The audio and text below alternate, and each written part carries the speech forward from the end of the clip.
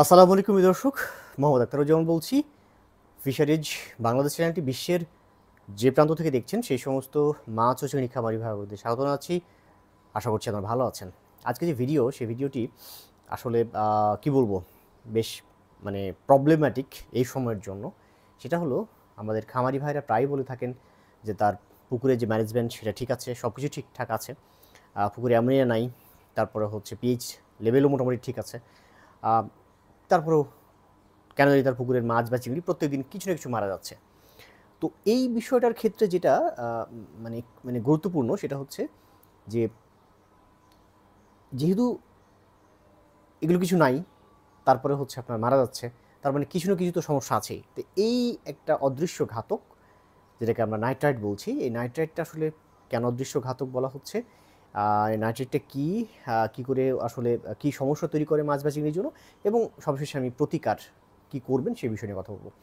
তো একটা বিষয় নিয়ে একটু বলা দরকার, সেটা হলো যে, যেখানে অ্যামোনিয়ার শেষ সেখানে কিন্তু নাইট্রাইটের শুরু।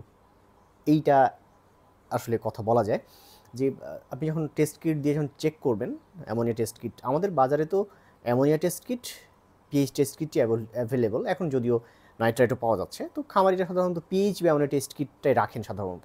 তো দেখা গেলো অ্যামোনিয়া চেক করে দেখা যাচ্ছে অ্যামোনিয়া পাওয়া যাচ্ছে না। তো এই অ্যামোনিয়াটা হচ্ছে মানে কনভার্ট হয়ে কিছু ব্যাকটেরিয়ার দ্বারা, যেটাকে বলা হচ্ছে নাইট্রিফাইং ব্যাকটেরিয়া। এই নাইট্রিফাইং ব্যাকটেরিয়া অ্যামোনিয়াকে ভেঙে আপনার নাইট্রাইটটা তৈরি করে। এই নাইট্রাইটটা তৈরি হওয়ার ফলে, এই বললাম যে এটা একটা অদৃশ্য ঘাতক, যেহেতু আনআইডেন্টিফাইড থাকে, আমরা কেউ এটা নিয়ে মাথা ঘামায় না, কিন্তু মাছ বা চিংড়ি মারা যায়। তো বুঝতে পারছেন, টেস্টে অ্যামোনিয়া টেস্ট করলে তো নিশ্চয়ই নাইট্রাইট পাওয়া যাবে না। নাইট্রাইট টেস্ট করতে হলে বা নাইট্রাইট টেস্ট কিট দিয়ে আপনি হচ্ছে নাইট্রাইট টেস্ট করতে পারবেন।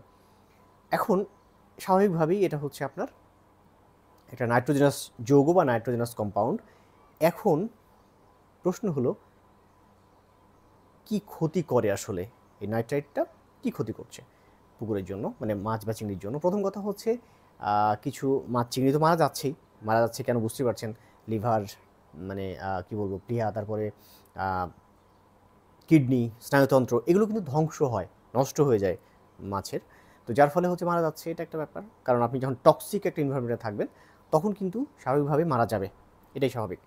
বেশ কিছু প্রবলেম দেখা যায়। ব্রাউন ব্লাড ডিজিজ মাছের একটা রোগ, অ্যাভেলেবল, বাংলাদেশে অ্যাভেলেবল বলা যাবে না, কিন্তু হয় এই রোগটা। তারপরে আরেকটা হচ্ছে রোগ দেখা যায়, ব্রাউন ব্লাড বলতে আপনারা বুঝতে পারছেন যে রক্তটা হচ্ছে ব্রাউন,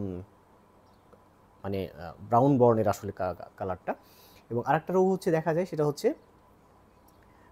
মিথহিমোগ্লোবিনোসিস একটা রোগ। এই রোগটাও হচ্ছে আপনার যেটা হয় সেটা হলো, রক্তের হচ্ছে অক্সিজেন লেভেলটা কমায় দেয়।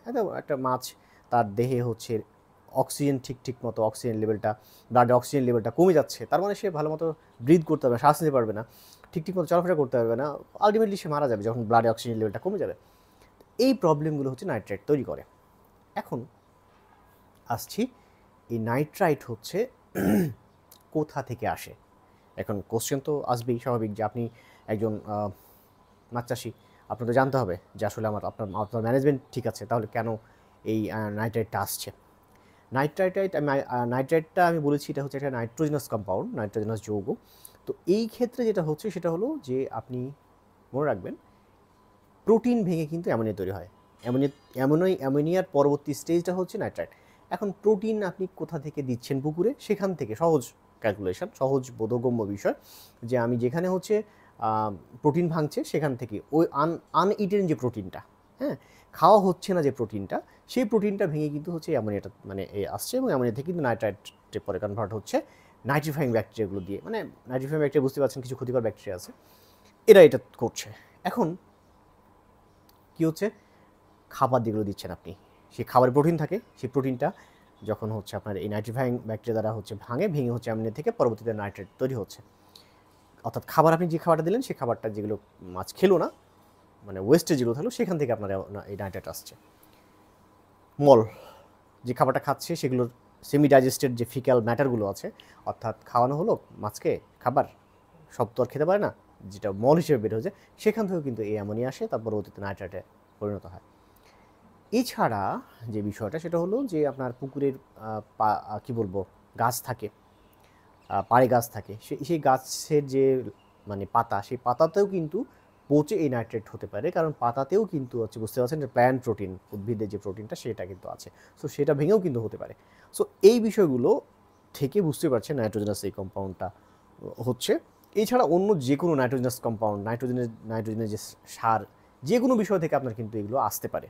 হ্যাঁ, অ্যামোনিয়া ভেঙে সে নাইট্রেটটা হতে পারে। এখন ফাইনালি যেটা হচ্ছে সেটা হলো কীভাবে আপনি এটা নিয়ন্ত্রণ করবেন বা কী করে আপনি প্রতিকার এটা করবেন। তো আমি একটা বলতে চাই, দুইটা কিন্তু দিকে, একটা হচ্ছে আপনার পুকুরে নাইট্রাইট আছে সেটাকে রিমুভ করতে হবে, এবং এই নাইট্রাইট তৈরি করার জন্য অ্যামোনিয়া ভেঙে যে নাইট্রেট তৈরি করছে, যে নাইট্রিফাইং ব্যাকটেরিয়াগুলো, সেগুলোকে রিমুভ করতে হবে। তো এখানে দুইটা মেকানিজম আছে, দুটো কৌশল আছে। সেটা হলো যে আপনার হলো একটা এই ক্ষতিকর যে গ্যাসটা নাইট্রাইট থেকে সরাই ফেলতে হচ্ছে, আর একটা হচ্ছে যে নাইট্রিফাইং যে ব্যাকটেরিয়াগুলো আছে, ক্ষতিকর ব্যাকটেরিয়াগুলো, সেগুলোকে আর ভবিষ্যতে কাজ করতে না পারে। এই জন্য যেটা করবেন সেটা হচ্ছে আপনারা ব্যবহার করবেন হচ্ছে ইকোপন্ড ব্যবহার করবেন মাত্রা অনুযায়ী, প্রয়োগ মাত্রা লিখা আছে প্যাকেটের গায়ে। তো সেই হিসেবে আপনি যতটুকু লাগে আপনার পুকুরের মানে যে আয়তন, সে অনুযায়ী ক্যালকুলেশন করে দিবেন। এইটাতে হলো আপনার যেটা হবে সেটা হলো এই ক্ষতিকর গ্যাসগুলো দূর হবে, এবং এর মধ্যে বেশ কিছু প্রোবায়োটিক আছে যেগুলো এই নাইট্রিফাইং ব্যাকটেরিয়ার কর্মকাণ্ডকে সাপ্রেস বা বাধা প্রদান করে। সো আপনি যদি ইকোপন্ড ব্যবহার করেন, মাসে যাদের পুকুরে সমস্যা আছে তারা 2 বার ব্যবহার করবেন, যাদের পুকুরে সমস্যা একটু কম তারা একবার ব্যবহার করুন। আমার সাজেশন এই গরমকালীন সময়ে আপনি মাসে একবার এটা ব্যবহার করেন, তাহলে দেখবেন যে এই অনেক সমস্যা থেকে, মানে এই মাছ চাষের যে সিজন, তীব্র গরমের যে সিজন, এই সিজনের অনেক অনাকাঙ্ক্ষিত সমস্যা থেকে আপনার পুকুরে রক্ষা করতে সাহায্য করবে। এই আর কি। এটা এই সংক্রান্ত বিষয়ে যদি আপনাদের কোনো প্রশ্ন থাকে, আপনারা কমেন্ট সেকশনে গিয়ে কমেন্টস করুন, আমি চেষ্টা করবো আপনাদের প্রশ্নগুলো উত্তর দেওয়ার জন্য। ভিডিওটি ভালো লাগলে চ্যানেলটি সাবস্ক্রাইব করুন, বেশি শেয়ার করুন ওই সমস্ত খামারি ভাইদের কাছে যাদের কাছে এগুলো তারা উপকৃত হবেন। ভালো থাকবেন, দেখা হবে অন্য কোনো দিন অন্য কোনো ভিডিও নিয়ে। সে পর্যন্ত আল্লাহ হাফেজ।